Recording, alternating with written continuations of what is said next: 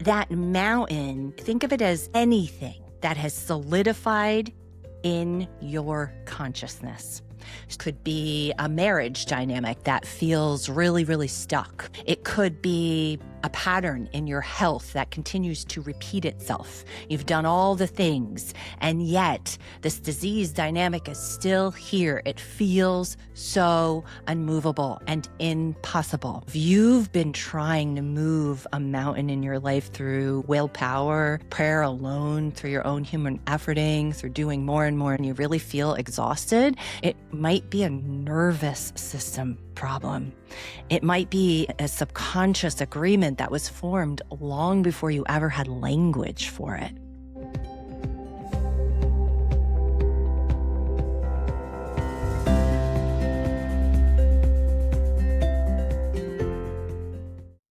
Welcome back to the Daily Surrender. I've been sitting with a verse lately from scripture that I've heard repeatedly throughout my whole life.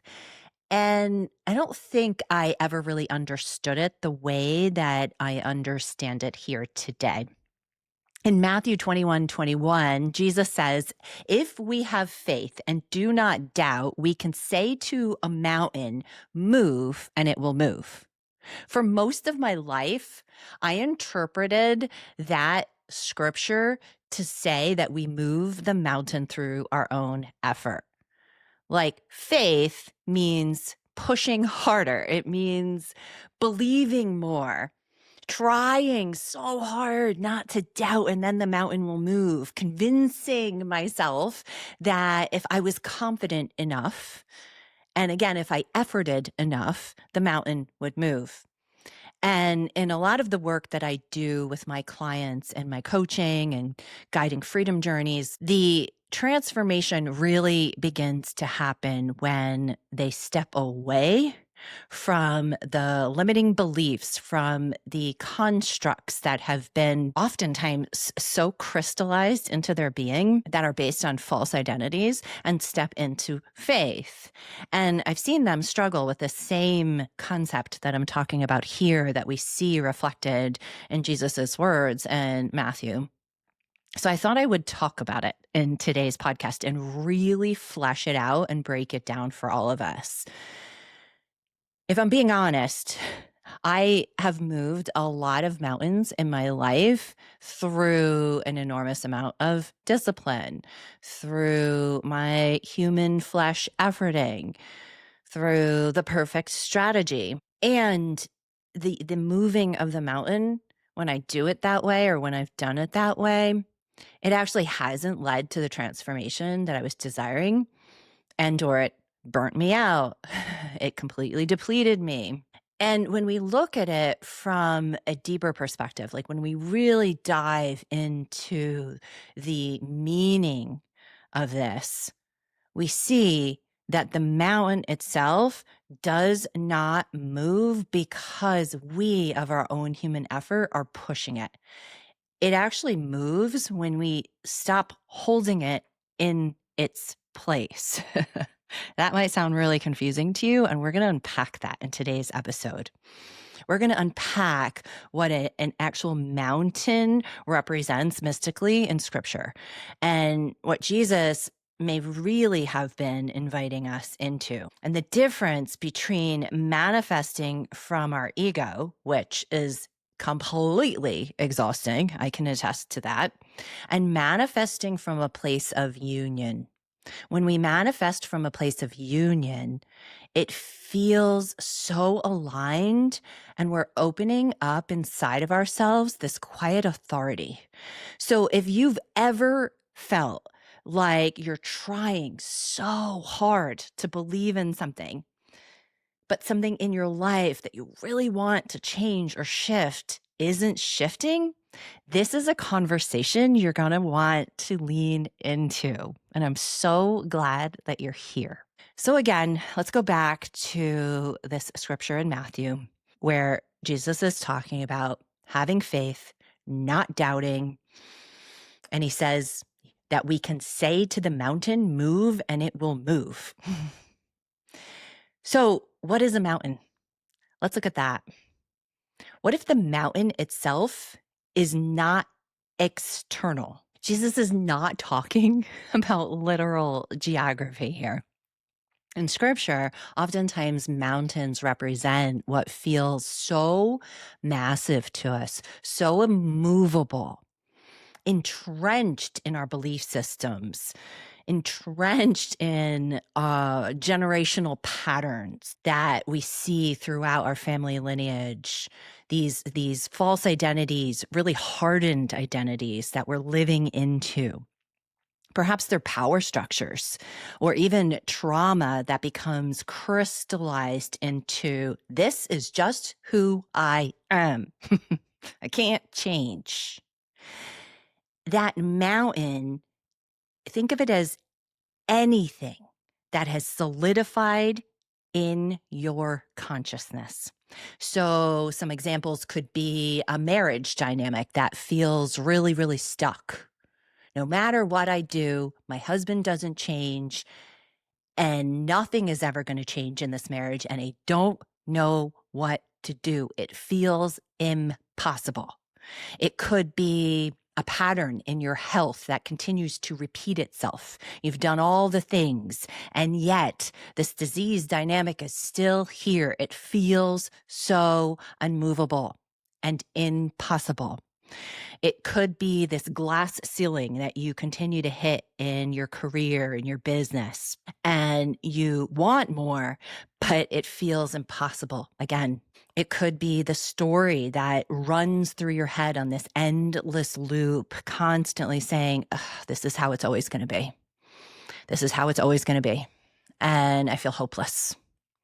So mountains, they're not just obstacles. They become structures in our consciousness. And when Jesus says, speak to this mountain, he is not at all inviting us to effort more, to strain harder. He's inviting us to take a look at what structure we've been unconsciously agreeing with. Because when we agree with it, it stays. It doesn't move. Mountains don't move through force. They're going to move when the belief that's holding them in place dissolves. So the invitation is not to try harder. The invitation is to become internally unified. And we're going to unpack that more in today's episode. So hold on. If you're here like, okay, I see it. I've got some mountains in my life, but what the heck am I supposed to do? They do feel unmovable. I've been trying for a really long time. And yet the desire to transform, to have them move is still there. So before we continue, I want to invite you to think about the things in your life right now that feel really unmovable. And then I want you to ask yourself, what belief inside of you would have to soften for that mountain to start to lose that foundational grip that it has on you? Because here's what I've really come to see in my own life and in the lives of so many of the clients that I work with. If the subconscious structure underneath the mountain itself is still intact, nothing is going to shift. There's no amount of effort that's going to get the thing that feels so stuck in your life right now to move. We've got to get underneath it. You can stand at the bottom of a mountain and shout at it all day long, but if part of you is still holding it in place, it's not going to move. And most of the time, we don't even realize that we're the ones still holding on to it. And that's where getting into the subconscious mind, getting underneath what we can see, becomes so powerful in this whole process. I used to think that faith meant trying harder, pushing harder. But what I've really come to see in my life and experience, again, is that internal state of being unified with truth, with the one who is all, and that's God. And when we choose to step into faith as a posture, as an intentional posture, we're saying that we and the Father are one. And all that is the Father's, I have full access to. That's what Jesus showed us. He showed us that. He modeled that. He said over and over again, the kingdom is within. The Father and I are one. It is the Father who's good in me. So I want to take a look at the law of faith. When we look at the law of faith, you're going to see the moving of mountains through a different perspective here. So let's first talk about what faith is not. Sometimes I find it easier to take a look at what things aren't instead of what things are. So faith, it's not wishing. You're not rubbing a genie and putting your wish out there. You're not just creating, for instance, a vision board and hoping that those things come true because you put a lot of beautiful pictures on a vision board. It's not just positive thinking and saying positive affirmations and mantras every day. It's so much more than that. Again, faith is an intentional posture that we take. It's an intentional posture that we take where we're aligning our identity with that of source, of our creator, of the one who is all, God, love, truth, all that is.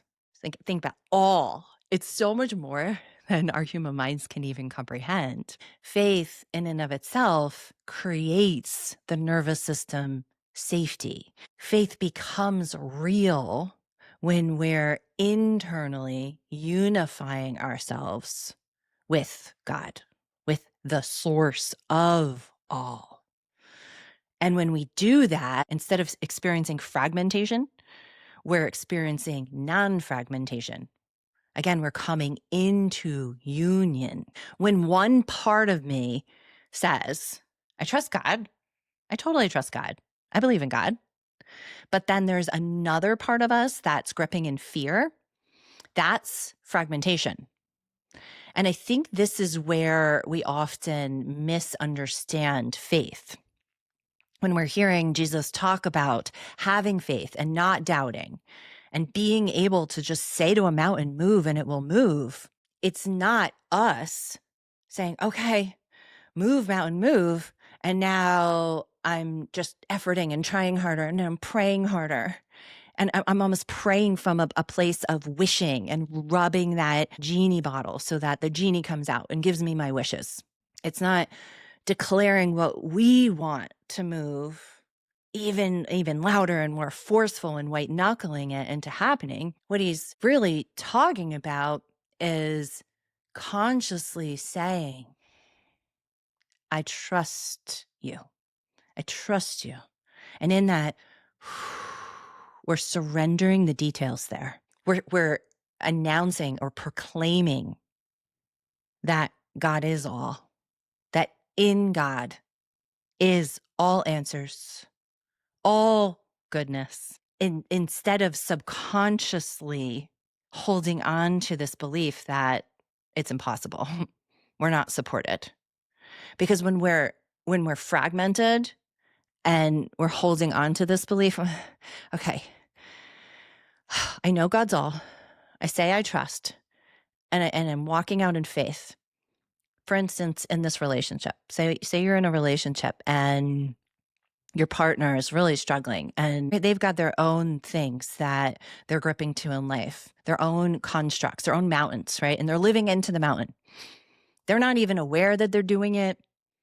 They don't have a desire yet or an awareness that that mountain is in them and that it's blocking them and that it's hurting them. And you're over here and you can see it. You see their mountains clear as day. It's like you're looking up at them. And it hurts the relationship because your partner is hurting. They're not living as their full, true, best self. They're living into some of these false structures and identities. And it's creating a behavior in them, and it's uncomfortable, and it can be abrasive in the relationship. It's not feeding and fueling a relationship. And you want more, you desire more. And you've been praying for them, and you've been praying that they see, that they open up, and nothing is happening. And you start to say, I don't actually think they can ever change. I'm really worried that they're never going to be able to change. So when we're saying that, and at the same time we're praying that they change, there's fragmentation there. And what will happen is the nervous system is still going to grip really tightly. So if we're saying again, I want a really fruitful, peaceful marriage, but maybe underneath, you believe that in the marriage, you have to prove your worth. So you're constantly people pleasing or performing for accolades, for validation. You're very transactional. And what starts to happen is you're coming from that place of hypervigilance, and it's ramping up your adrenaline. So that's not a stance of really releasing, surrendering in, and coming from unity, that unified stance that really is a faithful place.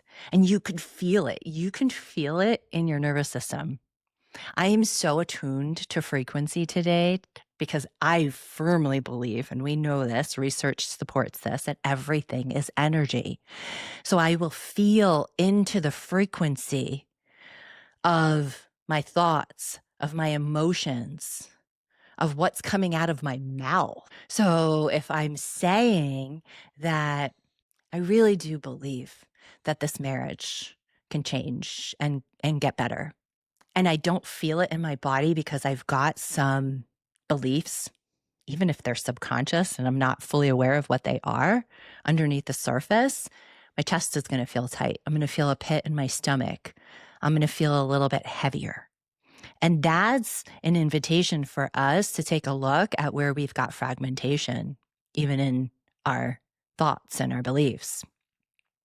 So the mountain itself it's not the actual circumstance. It's the subconscious agreement that we have made to keep it in place. This is why in the work I do as a coach, I don't just focus on the mindset work itself in my practice. If we were to just focus on shifting our mindset and saying our mantras and being really positive all the time, we're going to miss what actually dissolves the mountain that was built inside of a person's nervous system, that wires that nervous system to perhaps be hyper vigilant or on guard all the time or unable to rest. I use a method in my practice called the emotional response method. And it's so powerful because instead of trying to override the belief itself, we slow it down and we start to ask, why is there an emotional charge here? What does my body internally believe is unsafe? Like, let's unpack it. Let's get beneath the obvious layers and look at, where did this patterning even begin? We want to look for where there's doubt. Where was it programmed? Where did that mountain become crystallized in our consciousness? Maybe it was from childhood. I recently guided a freedom journey with a client who was able to identify inside the experience, because her amygdala was quieted, and our amygdala is the fear response. She was able to identify that as a child, she was one of three, and her sisters were really smart, really good at sports, and they would get praised for it. And she never really felt like she was good at anything. She was just average. That was her perception of herself. So she became really good at being good. In turn, she developed for herself this mountain where she always had to be the good girl. Now, what in the world is good? From her perception, From her lens, it was making sure that she was really, really, really responsible. She would get praised for that. Making sure that everyone around her was very happy, happy with how she behaved, happy with how she helped them. So she self-abandoned a lot for the sake of being perceived as being good so that she would inherently feel good. Now jump forward, she's in her mid-50s, and this is exhausting. It has burnt her out. She no longer wants to live this way. As her hormones have declined in the menopausal years, she's become absolutely intolerant to this. And she was able to identify a good amount of it and realize, I was living without any boundaries. I need to start to put up boundaries. But there were still some repeated patterns showing up for her. She was still fragmented because she was not identifying, again, that underlying belief that created the mountain crystallized in her consciousness. And in order to shift anything in our life, we actually have to shift in our consciousness. So doubt, the kind of doubt that Jesus talks about, it's not intellectual questioning, it's fragmentation.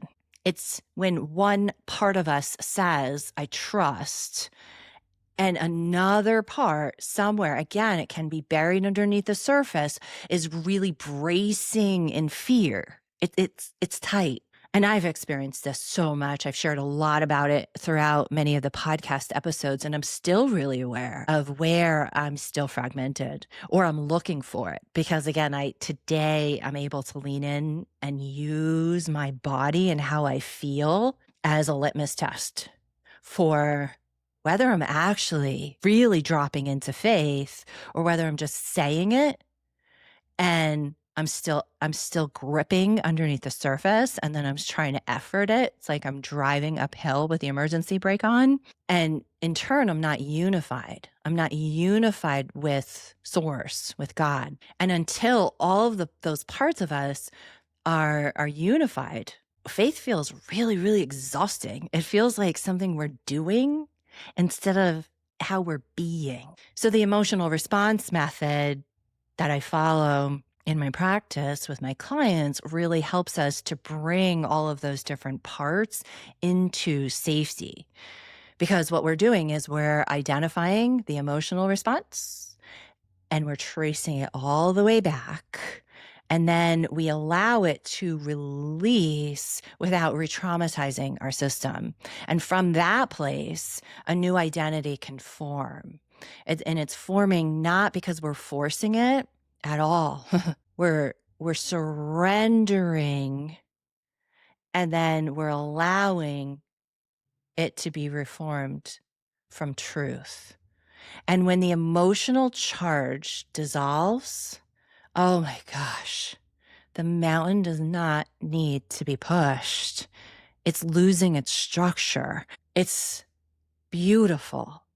And this is why freedom journeys, well, what I've coined is freedom journeys, which is a guided coaching session where I am with my clients, like really, really, really with them for 5-6 hours.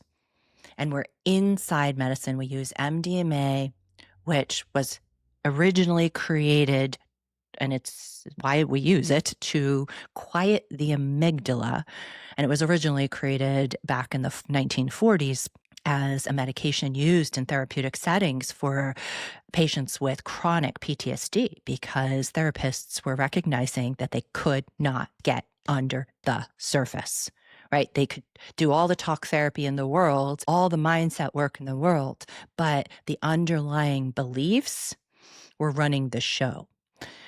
So what I will do with my clients who are really desiring to move forward with greater ease, to understand themselves, to see what are the belief systems that are running the show right here, right now. We'll use the medicine, and I call it freedom journeys because it helps us to step more and more and more into freedom. It's what our soul is longing for. What we do is they're held in this really, really safe container, again, where the amygdala is quieted.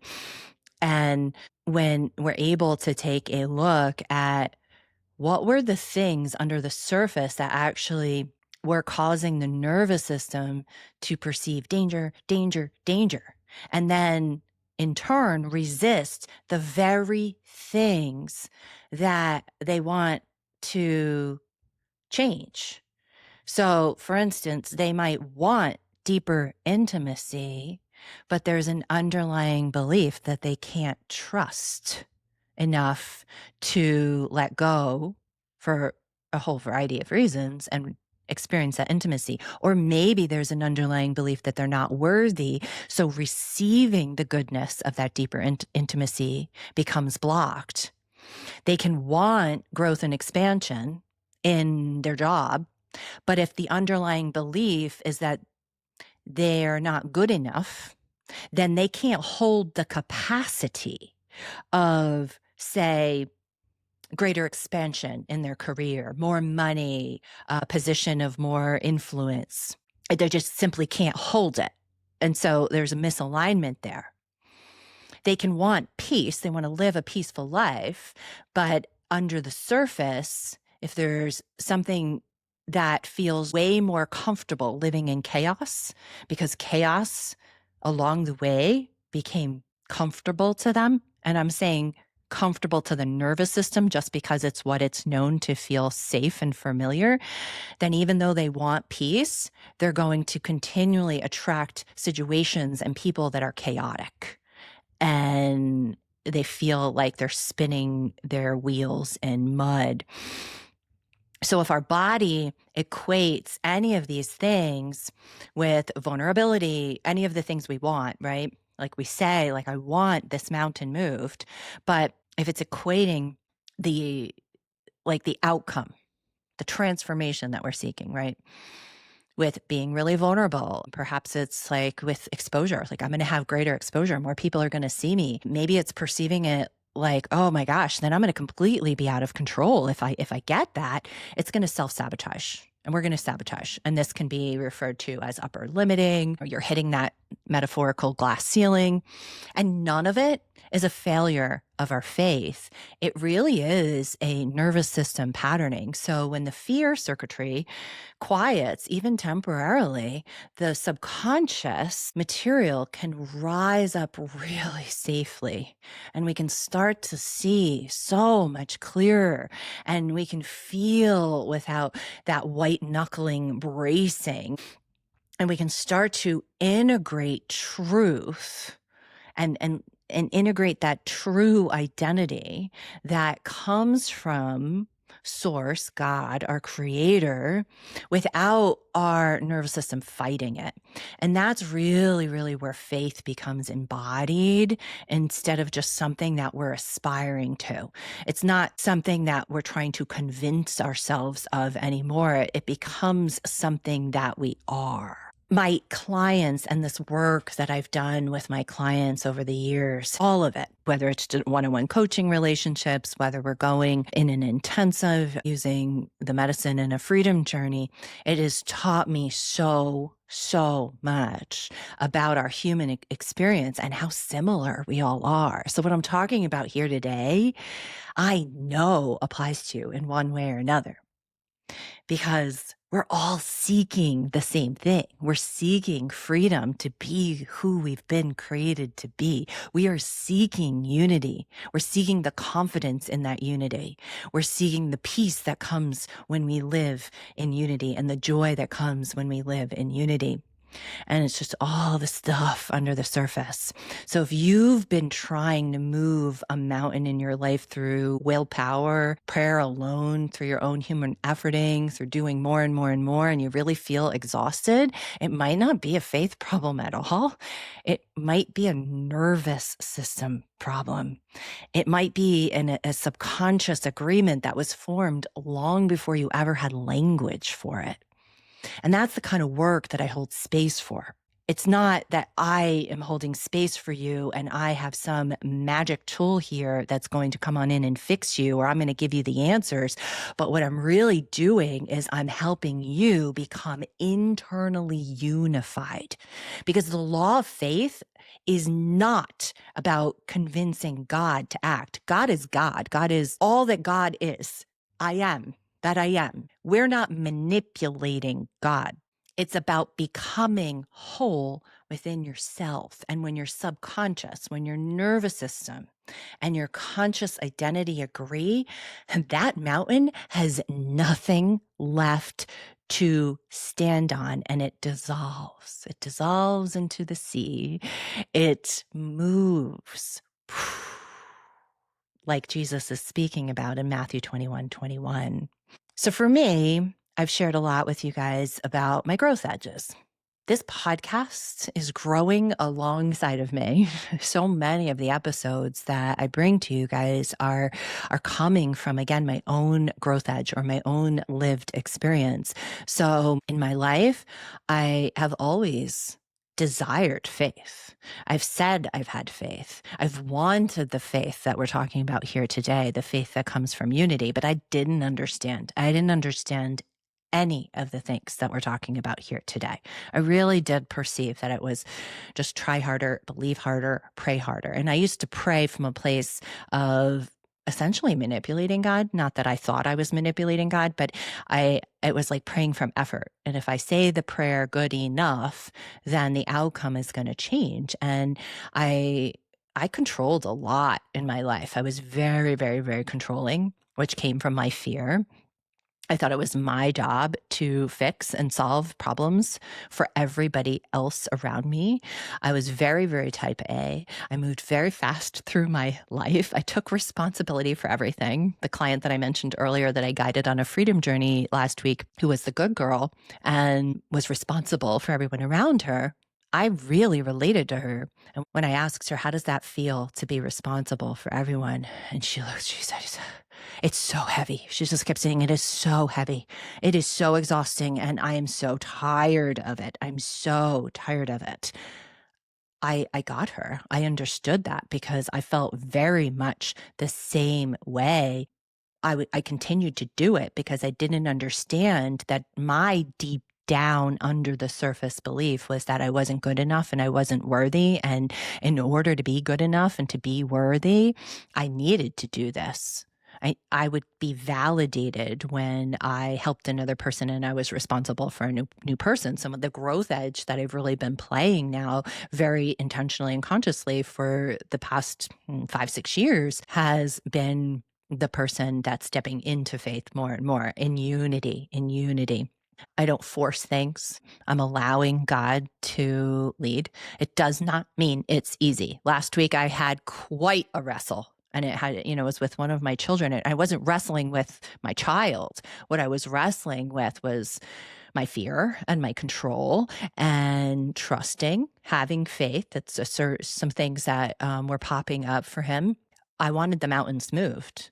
But what I realized was the mountain that I really needed addressing was my belief that I needed to move the mountain for my child, not allow God to be God, not enter into unity.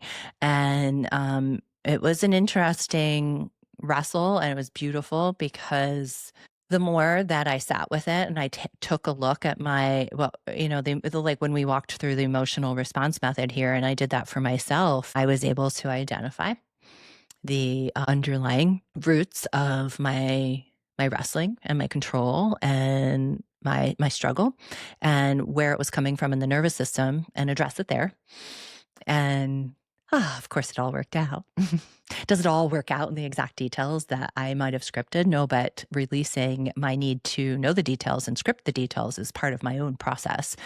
So watching, like for me, it was like watching my son learn himself and trusting that he needs to learn himself. And sometimes we learn by falling down or making mistakes without me rescuing, was me also getting out of God's way and trusting that God is God and God is God in him just as much as God is God in me. So the old me would move mountains through a lot of adrenaline. And the new me watches those mountains dissolve because I'm no longer gripping them. I don't do it perfectly. I don't, but I feel it. I feel it. As I said earlier in the podcast episode, I can feel it in my body. It is a frequency. When you are really, really unified and you're dropping into unity and you're stepping into that place in faith, you're going to feel light. Your nervous system, you're not going to feel the gripping of the nervous system. Your nervous system is going to feel really, really calm. But if you do start to feel the gripping, again, that's a beautiful invitation for you to sit with it, to get curious, to ask some questions, to investigate it. So taking a look at where the ego, like it really is like that gripping, that tightness, the frequency of all of it, it's the ego manifesting in us. It's like, ugh. And that tight chest, maybe it's like a sense of urgency, like, oh, this has to change now. I have a timeline. I have a timeline for the thing that I want to be changed. If it doesn't happen, and if it doesn't happen, I'm not safe. That has come out of my mouth so many times where I will say, I am not safe without this changing. And whew, has God invited me to take a look at where I'm rooting my safety when I say things like that. So, union manifesting versus ego manifesting, union manifesting is going to look like calm conviction. Again, calm, spacious. It feels really spacious and expansive. It feels detached from the outcome. I got myself to that place this past week when I was wrestling with some stuff with my son. And I was like, I'm detached from the outcome because no matter what, it's good. No matter what, it is. No matter what God is in it. You're going to feel when you're coming from union manifestation, you're going to feel this deep, deep, deep trust and a release of the details. You just are going to know that no matter what, it's good. So, ego manifestation, that is rooted in fear. It is very wrapped up in timeline. So there's going to be a timeline urgency. You're going to feel lack in it. So your identity is going to feel like it's lacking something. And we often like to fill in the blank as to what it is we're lacking. We might use internal language like, I will feel safe when, right? And the energy that you're going to feel from the ego manifestation is going to feel like control-y. Is control-y a word? I made it up. Hustling. You're going to have that urgency, hustle, hustle, hustle, push, grind, force. And I can tell you this, it's really exhausting and it's really depleting. So if you're walking around saying, I'm really exhausted and I'm really depleted, take a look at perhaps where you're coming from when you're manifesting. Is it from ego or is it from union? When we're union manifesting, it's going to be very deeply rooted in this state of wholeness. And wholeness is us unified with our creator, with source, with God. And what's God? Love. Love is the only thing that is real. It's our identity, where we're saying our identity is already complete. I don't need to go chase completion. It's already complete because we're dropping into that in our conscious state of mind. Outcome is going to be an expression, not just validation. We're surrendering the timeline. I cannot tell you how many times I have invited clients over all the years that I've coached to surrender the timeline.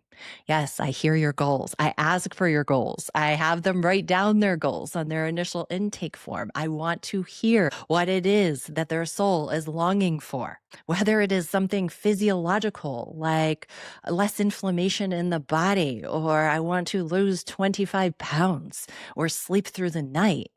Or maybe it's, I want a deep, rich, intimate marriage. I want a career that feels really fulfilling, whatever their goals are. Let's surrender the timeline and enter back into presence. I have a client right now and she is pregnant and she's thriving and doing so well. And when she came to me a little less than a year ago, she was really struggling. She was in ego manifestation big time. And she really wanted to be pregnant. And there were all of these health issues popping up for her. And She was so anxious and she couldn't sleep very well. And so many different things were showing up for her. And I know that a lot of the physical symptoms that were showing up were metaphysical roots, were where she was coming from. She wasn't in alignment with her divine design.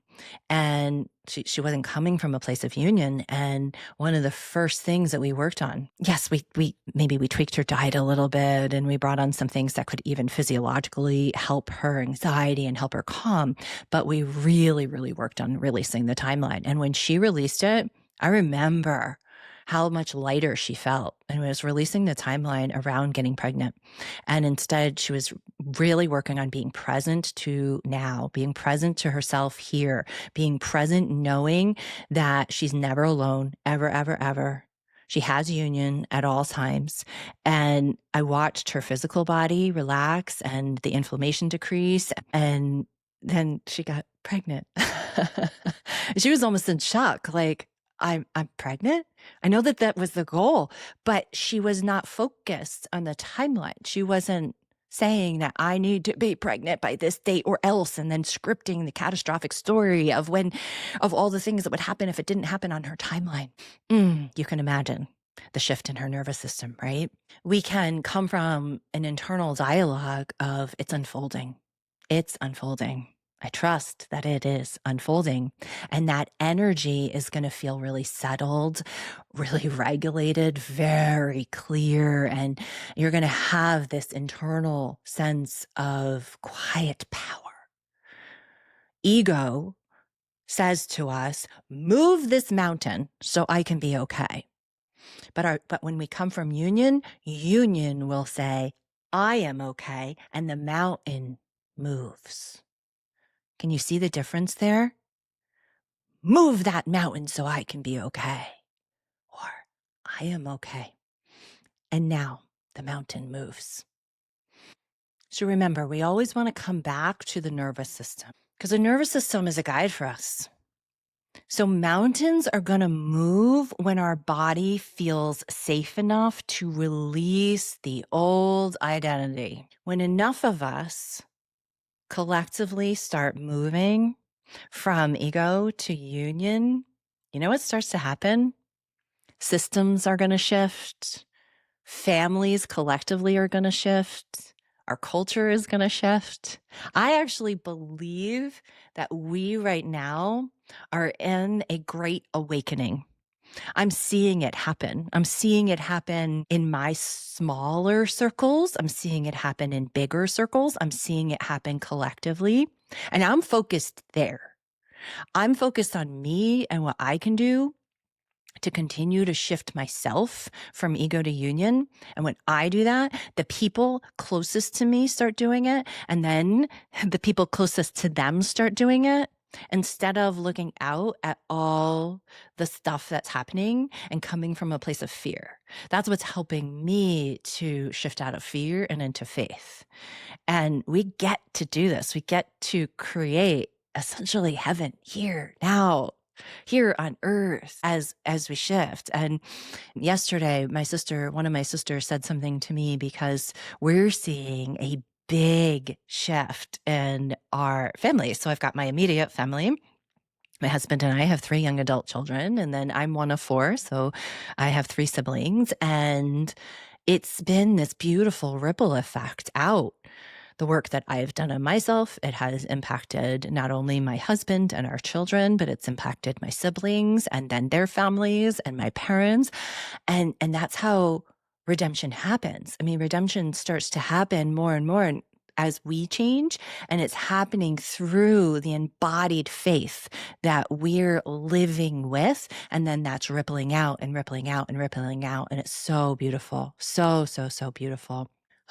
So as we wrap up this whole conversation, maybe the mountain in your life right now is not something that's meant for you to like run after and attack it. Maybe it's really meant for you to examine it. Ask yourself some questions. Ask yourself, what belief has solidified inside of me so much that's like stone? It's become that crystallized mountain that I'm saying is immovable and impossible. What identity have you unconsciously agreed with? Maybe you've unconsciously agreed with a good girl identity, like my client, thinking that you have to be good all the time for everybody else in order to earn your good, earn your worth, earn your validation. Where in your life are you still gripping? Where do you feel control-y? That's a Jen word, made it up, not in a dictionary. Because the law of faith, it's not about convincing God to act on your part. It's about becoming internally unified. It's about aligning your subconscious, your nervous system, and your conscious identity with truth so completely that the structure holding the mountain in place dissolves. And that doesn't happen in isolation. It actually happens in community. The ripple effects that I just talked about, it's real. It's beautiful. What we're really doing is we are reflecting truth back on one another. We're reflecting God back on one another. The light in us sees the light in another, and it reverberates back and back and back. It happens in honest conversations when iron is sharpening iron. And that's actually something that I wanted to share with you. And I'm so excited to tell you about the Daily Surrender Circle that's going to be opening really soon. It's going to be a sisterhood space for listeners of the podcast, for women who are really ready to go deeper, women who want to explore these themes that I bring up here and talk about on the podcast, women who are committed to the daily surrender, not as a intellectual concept, but as a lived practice, a lived way of being. It's going to be a place where we encourage one another, we support one another, we challenge one another gently, and we're walking this path side by side. If that is something that resonates with you, there's a waiting list in the show notes where you can be the first to be notified when the doors open. If you get yourself on the waiting list, you're not committing to anything or signing up for anything, but you will be the first to be notified. Again, if that resonates with you, I would so love to have you join us. You don't have to move your mountains alone. Sometimes the mountain moves when we gather and we remember collectively who we are. Until next time, my friends, keep surrendering. Thank you for joining me on the Daily Surrender. If today's episode spoke to you, I'd love to hear your reflections. Send me a message, share this with a friend, or leave a review. Remember, true healing and freedom come when we let go, surrender, and trust that God's way is so much better than our way. Until next time, my friends, keep surrendering, keep rising, and keep walking in peace.